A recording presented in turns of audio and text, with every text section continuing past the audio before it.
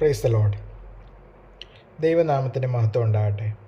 ഇന്നത്തെ വേദഭാഗം സങ്കീർത്തനങ്ങൾ 91 അധ്യായം 16 വാക്യം. ദീർഘായുസ്സുകൊണ്ട് ഞാൻ അവന് തൃപ്തി വരുത്തും, എൻ്റെ രക്ഷയെ അവന് കാണിച്ചു കൊടുക്കും.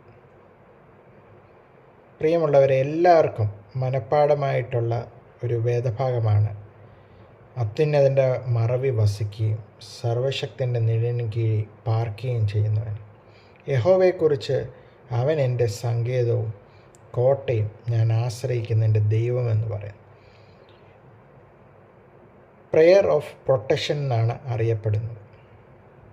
നമ്മുടെ ജീവിതത്തിൽ ദീർഘായുസ് കൊണ്ട് ഞാൻ നിന്നെ തൃപ്തിപ്പെടുത്തുമെന്ന് ദൈവം നമ്മളോട് കൽപ്പിക്കുന്നു.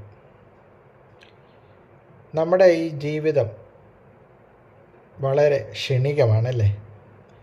എങ്കിലും ദൈവം നൽകുന്ന ഉറപ്പ്, ദൈവമക്കൾക്ക് അവൻ ദീർഘായുസ് നൽകുന്നു. ആ ദീർഘായുസ്, നമ്മുടെ ആയുസ് നീണ്ടതാണെങ്കിലും നമുക്ക് ദൈവികമായിട്ടുള്ള സമാധാനവും കൃപയും ഉണ്ടെങ്കിലേ ആ ജീവിതം നമുക്ക് ഫലവത്താണെന്ന് പറയുവാൻ സാധിക്കും. നമുക്ക് നമ്മുടെ ചുറ്റുപാടും കോടീശ്വരന്മാരായിട്ടുള്ള മനുഷ്യർ കാണും. എങ്കിലും അവരുടെ കുടുംബത്തിൽ സമാധാനമില്ല, സന്തോഷമില്ല. അങ്ങനെ ഒരു ജീവിതം, നമ്മൾ ഒത്തിരി ആയുസ്സുണ്ടായിട്ട് വലിയ കാര്യമില്ല. തമ്പുരാൻ നൽകുന്ന കൃപയും സമാധാനവും നമ്മുടെ ജീവിതത്തിൽ അനുഭവിക്കുമ്പോഴാകുന്നു അതിനൊരു പൂർണ്ണത വരുന്നത്. ദൈവത്തിൻ്റെ ദാനമാണ് ആയുസ്. നമുക്ക് സ്വതവേ ഇത്ര വയസ്സ് നമ്മൾ ജീവിക്കുമെന്ന് ഒരിക്കലും പറയുവാൻ സാധിക്കും. അടുത്ത നിമിഷം നമുക്കറിയില്ല എന്താ സംഭവിക്കുന്നുള്ളത്.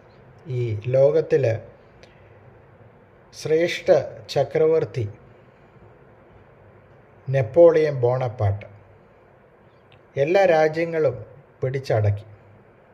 എങ്കിലും തൻ്റെ അവസാനത്തിൽ അവരോട് പറഞ്ഞത്, എൻ്റെ കൈ രണ്ടും നീട്ടിയിട്ട് എന്നെ അടക്കം ചെയ്യാവൂ. ഞാൻ ഒന്നും ഈ ലോകത്തിലേക്ക് കൊണ്ടുവന്നിട്ടില്ല, ഒന്നും കൊണ്ടുപോകുകയില്ല.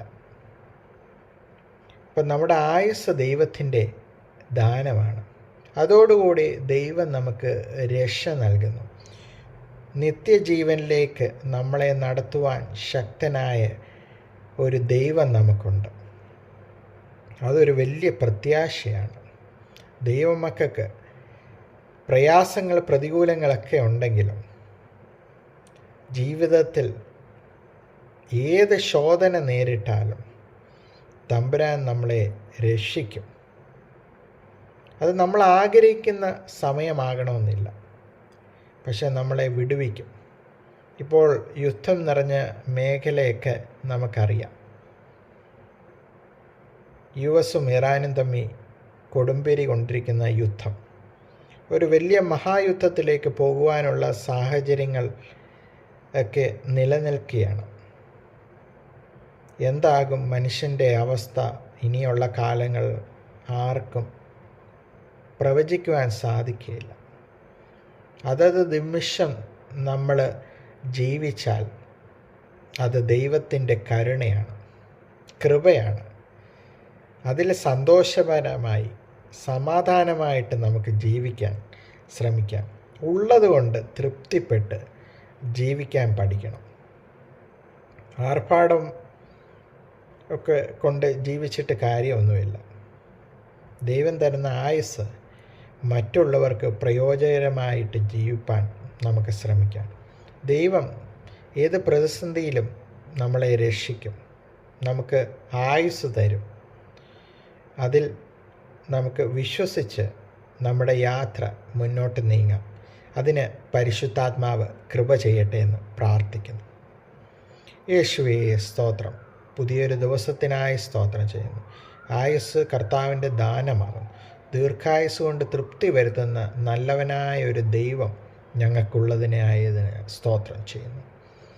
കർത്താവ്, ഞങ്ങളെ രക്ഷിപ്പാൻ അവിടുന്ന് കനിവ് കാണിക്കണമെന്ന് പ്രാർത്ഥിക്കുന്നു. അവിടുന്ന് ഒരു നിത്യജീവൻ ഞങ്ങൾക്ക് നൽകി തരുമെന്ന് പൂർണ്ണമായിട്ട് ഞങ്ങൾ വിശ്വസിക്കുന്നു. ഈ കേൾക്കുന്നവരെയെല്ലാം അവിടുത്തെ വചനത്താൽ അനുഗ്രഹിക്കണമെന്ന് പ്രാർത്ഥിക്കുന്നു. എല്ലാം യേശുവിൻ്റെ നാമത്തിൽ തന്നെ. ആമേൻ.